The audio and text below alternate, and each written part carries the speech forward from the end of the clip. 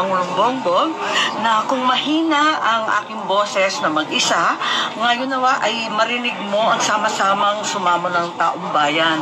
Kasi nung siya ay nagsona, nung ikaw ay nagsona, nagsabi ka ng mga proyektong dapat unahin.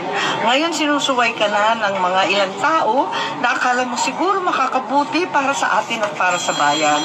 Pero nakita naman natin na eto nga at nakikiusap ako na sana pakitutukan mo ang issue ng pondo at ng budget at ipaalala na ang pakikialam ng mga mambabatas sa departamento at mga sangay ng gobyerno ay labag sa batas at labag sa konsensya ng tao.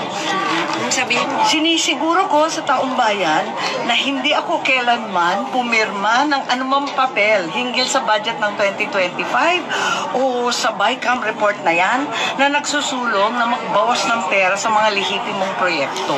Paano ko naman pipirmahan ang blankong papel?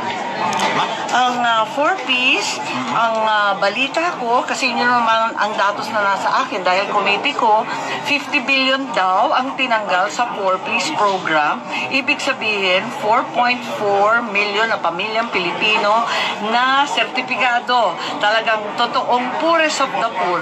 Walang matatanggap, walang tulong sa pagkain, sa pag-aaral na anak, sa gamot, at sa anumang pangangailangan. Zero sila. Wala, nagkagulatan na lang. Pero eto nga, baka mag-privilege speech na ako kasi maraming kababalaghan. Ano niya pinipirmahan eh. Pwede pa talaga habulin. Habulin pa sa BICAM. Pakiusapan ang lahat na talagang ibalik yung makabuluhang mga project na kinakailangan ng tao.